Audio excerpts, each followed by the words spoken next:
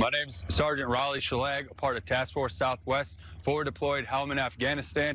Just want to shout out to my family, my wife, my two beautiful girls. Can't wait to meet you. Rest of the family and Detroit Nation. Troy voice, everybody. Let's go, baby. Go Lions. Welcome back to First Things First, wishing a happy Veterans Day to all of our active and former members of the military. We salute you today and every day.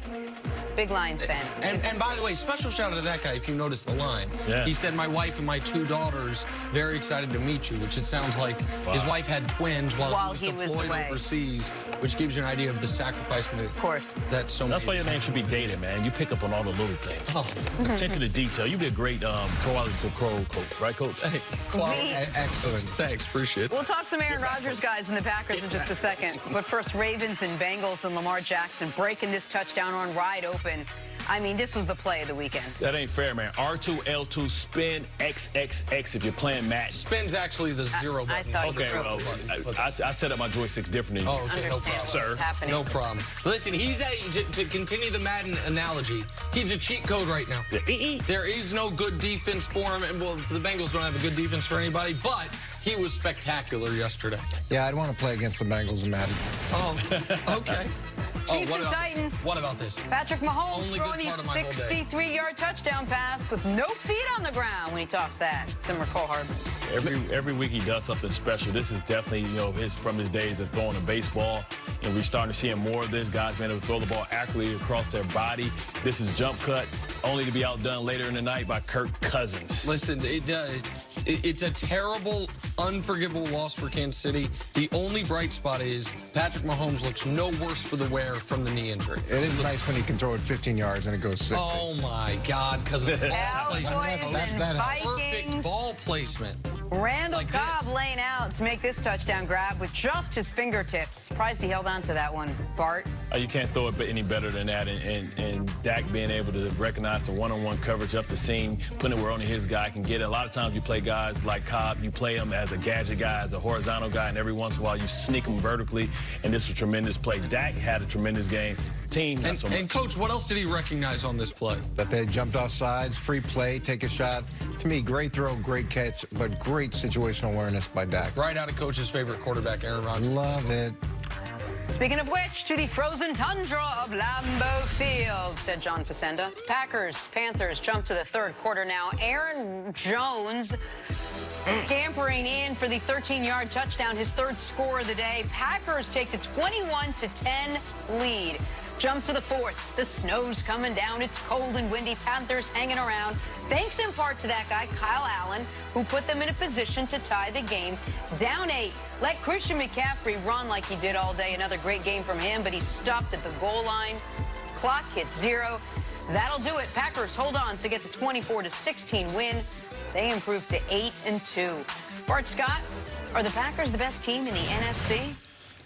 I think they're one of them. It depends on what Packers team shows up. I have a little concern with their inability to stop the run at times. But, this defense on the outside, they have everything that you need. They have lockdown corners, the ability to have scheme versatility. And I think what makes them different is they don't have to put everything on Aaron Rodgers all the time. He just has to be special at times. He's showed tremendous, pocket awareness, stepping up, stepping out. We already know he's one of the mobile quarterbacks in this league.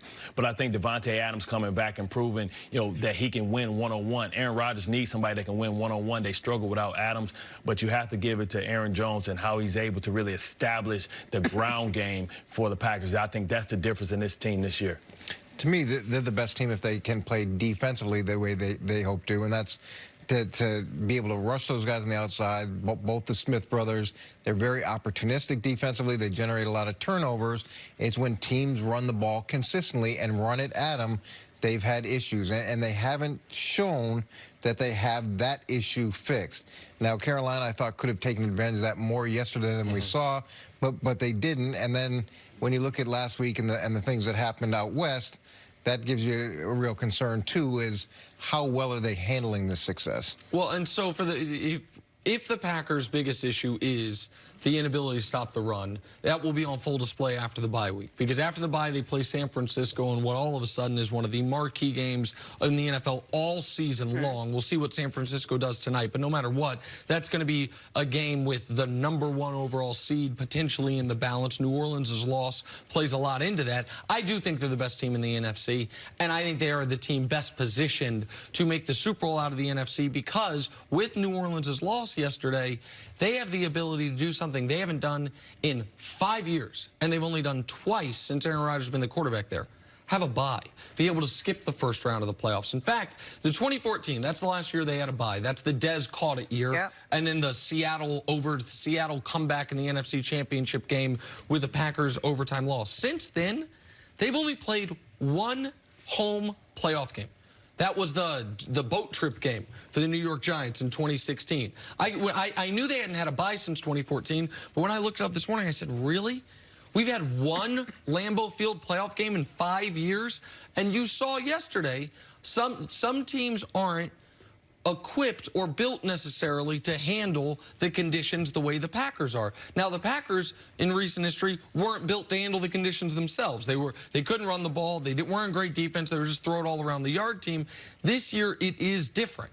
And Rodgers wasn't great yesterday, but he was good enough. The defense got to Kyle Allen, as you mentioned. You saw the Smith brothers able to basically neutralize that team's passing attack. And while the Panthers had a nice drive at the very end of the game, they were in a position where they needed that drive because the Packers had dominated the first 54 minutes of that football game. What I liked about the Packers is that they didn't need Aaron Rodgers to come in and do it all himself. Right. They found a way to scheme for the rest of the team to get that win, and it made you feel more confident that when they do need Aaron Rodgers, you still have that. Was that a positive takeaway for you? Yeah, remember, this offense is a work in progress, right? This is his first year in the system. You got to work the kinks out. You really don't have a grasp of the entire package of being able to make the adjustments. You know, they're only going to get better moving forward.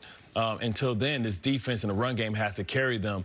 And really, Aaron Rodgers has told you as much, right? Early in the season, he thanked his defense when it hasn't always looked pretty. But while you're figuring out, as long as you can run the ball and be on schedule, it allows everything to open up for Aaron Rodgers down the field. And he's smart enough to recognize when you're blitzing him, when he has to one-on-one coverage, and his ball placement is tremendous. You know, and he throws a great deep ball. And with Devontae Adams, you're always going to have to put two men over the top of him. Jimmy Graham, I think, could be better, should be better, and they have to find another guy outside of Adams to be able to really affect the passing game.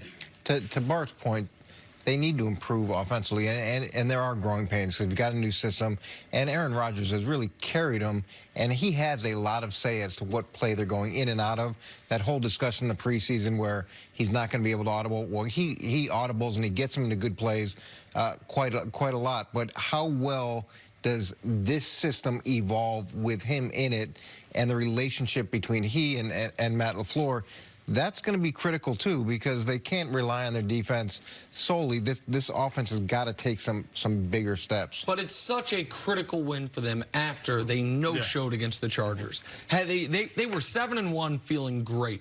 If they had lost 2 in a row going into the bye, that had been the longest, most frustrating bye week ever. Instead, they get a win against a very quality opponent in Carolina. They now are 8-2. They see New Orleans give a game away, so they and New Orleans have the same record. And they chalked that Chargers up, lost to an outlier. Well, as you say, it's an outlier. And by the way, I said New Orleans the same record. New Orleans actually 7-2 because they haven't had their bye yet, or they already had their bye. Pardon me. So, and now they look at it and say, okay, the team we're chasing, we get a chance to go beat. We get a chance to go beat the San Francisco 49ers, and after that, they only play, in the final 5 weeks of the year, they only play one team with a winning record. That's the game at Minnesota on Monday night in Week 16. It's the Giants, it's Washington, it's Chicago, and then in Week 17, it's Detroit.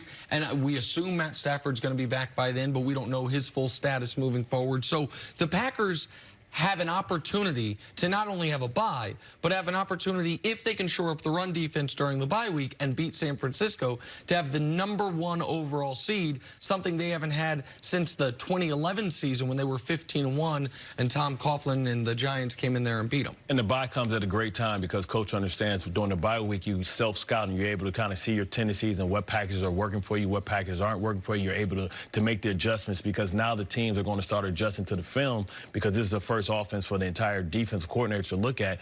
They're adjusting, and now the Packers can have opportunity to adjust and take a breath. And the longest bye week is New England after that Baltimore loss. Oh, yeah. That's probably... It won't even be close. That is true. All right, we take a break. Coming up, is the MVP Lamar Jackson's to lose? Next on First Things First.